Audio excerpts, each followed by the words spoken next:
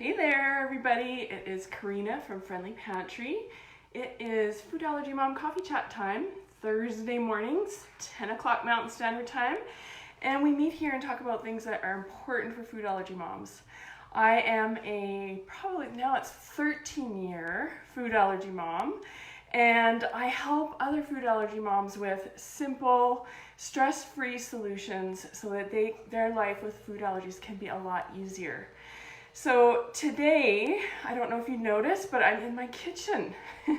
I usually do these in my den where I have everything nicely set up for videoing, and it's a little bit different in here because I'm not used to doing it, and it's not a lot, it's kind of precarious, my recording here. So I'm still on Instagram here and over here on Facebook, so hello to all of you and welcome.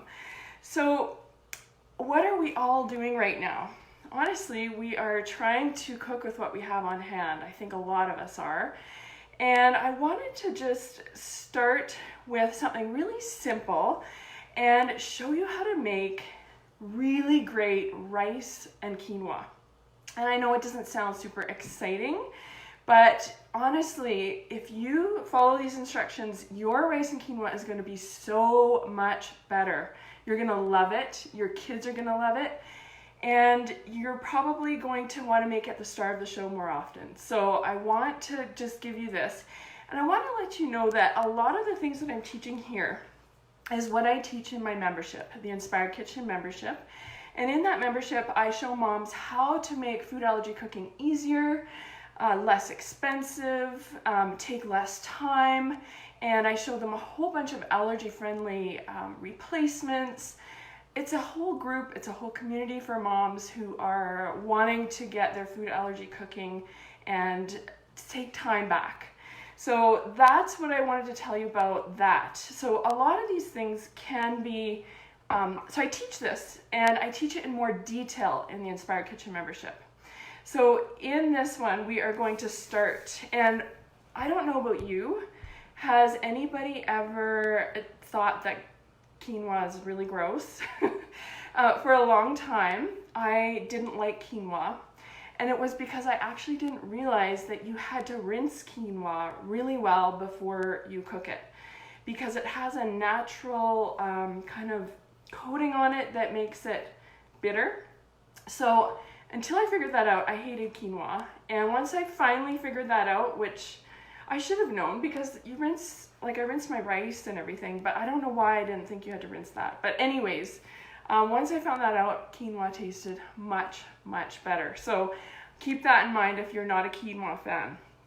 Okay, so there's 5 tips that I've got here that are gonna make this quinoa and rice absolutely amazing. So, the first thing is never use water.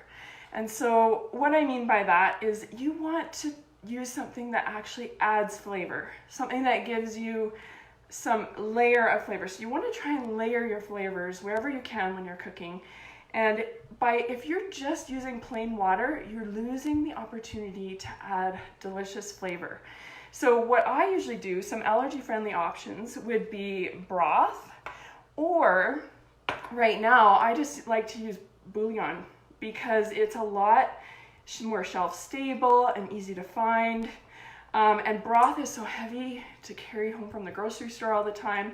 So I just mix it with water, and I use a low sodium one. And the reason why I use low sodium is because I want to control my sodium. So I always add salt, but by keeping it low sodium in the products that I use, then I don't feel bad about adding the salt. So, okay, so I'm going to start off. Now, when I make my rice, I do it in a steamer. So the thing to know about cooking rice in a steamer is that on the package, it's going to say usually use 2-to-1 water. But when you do it in a steamer, I quickly found out that you need to do 1-to-1 rice or quinoa to water. Because of the steam, you don't need as much water. And if you do it 2-to-1, you're gonna get just a whole bunch of water in the rice isn't gonna get cooked right, it's gonna be mushy, it's not gonna be very good. So if you're using a steamer like I am, 1-to-1 liquid and we don't want to use water, like I said. So I'm going to put in, now this is water, but I'm going to use my bouillon to give it the flavor. So I've got 3 cups of rice in my steamer, and I'm going to put 3 cups of the liquid. So when you do this, you could also use things like juices. Juices are amazing. So if you're making like an orange or lemon chicken, you might want to use orange juice or lemon juice. Those things would all be great. And you can mirror it. Like you can make the flavor mirror what you're cooking that day. And that will actually be really nice because it'll complement whatever you're cooking.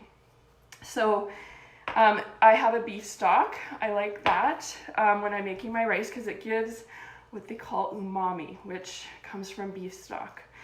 And I am doing, let's see, I'm doing an Asian, I'm making this for dinner tonight. And so I'm going to add some fat as well. So if you can use butter, fine, go ahead and use butter, but I like to use something more allergy friendly, and I like to use avocado oil. You can also use olive oil, whatever oil you use in your house. And that nice oil or fat is going to round out the flavors in your mouth. You're gonna love how it tastes when you add a fat. So I'm just gonna add some. You don't need to measure, just put a little sprinkle around. And I need a spoon. So I'm just gonna mix this up here. And you guys, I always make double the amount of rice that I think I'm gonna need because rice freezes so well. And you can also use it in so many different ways the next day. So if you were to, let's say, one day make an Asian chicken, the next day you might want to use it in a wrap or something like that.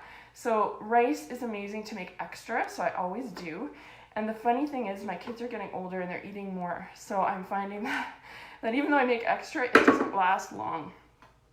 Okay, so we've said we've never added water. We're going to use a liquid that is flavorful. So like I said, we're doing a broth or a juice or maybe even a diluted wine, or you want to do maybe even a coconut milk if that works for your family. And then we've added a fat. And the next thing, I've got all my notes here. Okay, so you want to add some herbs and spices that are actually gonna match what you're cooking.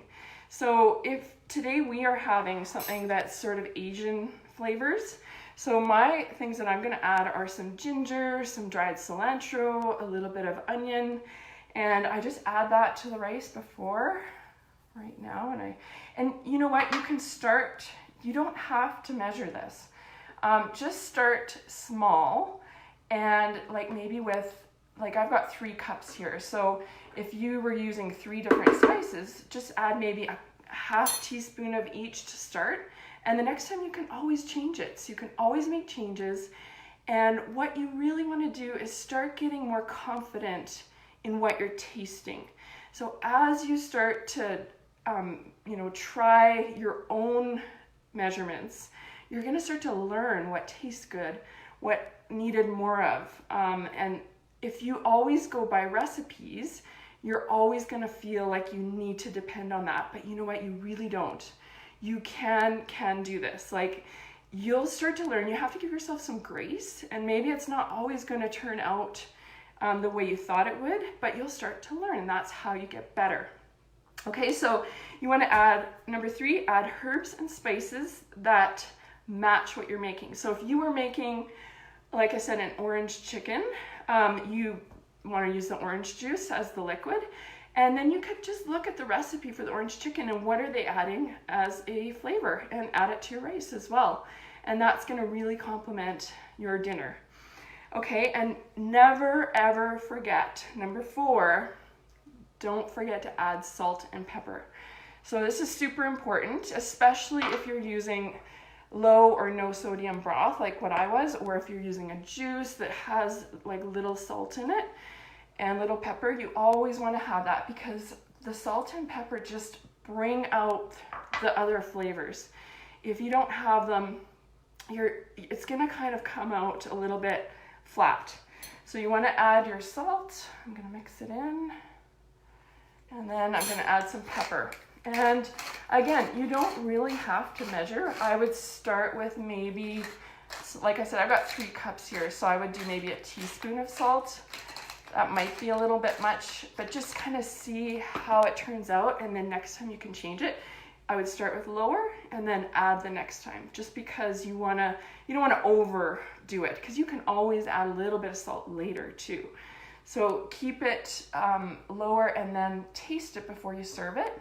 And if you think it needs a bit more salt, you can always add it. Okay, that's number 4. And number 5 is to add a acid. So ideas of acids are like any kind of citrus fruit or vinegars. And if you're doing the juice as the liquid, then you've likely got a little bit of acidic flavor, but even if you're doing orange juice, I would consider putting a little bit of lemon juice in. And usually we're having an Asian dish tonight, so I would usually do lime, but we don't have lime, so I'm using lemon. And that is totally fine. That's the cool thing, is that you can start to do all these substitutions, and it starts to get easier and easier.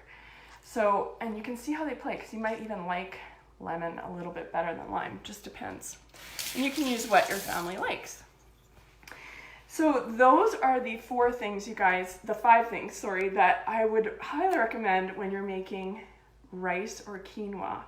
And I teach how food allergy moms can make their cooking easier and better and more affordable. And it all happens in the Inspired Kitchen membership. So I do that there, and I'm sharing with you here today too. So thank you for joining me. We will be back next week. And if you have a pantry staple that you are thinking that you're struggling with using, let me know, because maybe I will do a live on that. So let me know if you found this helpful. Please just send me a comment or a DM or a comment here. I'd love to know how it's helped you and what you're struggling with, and I will try and help you do that and make things better. Okay, so we will talk to you soon. Thank you for joining me, and we'll see you next week.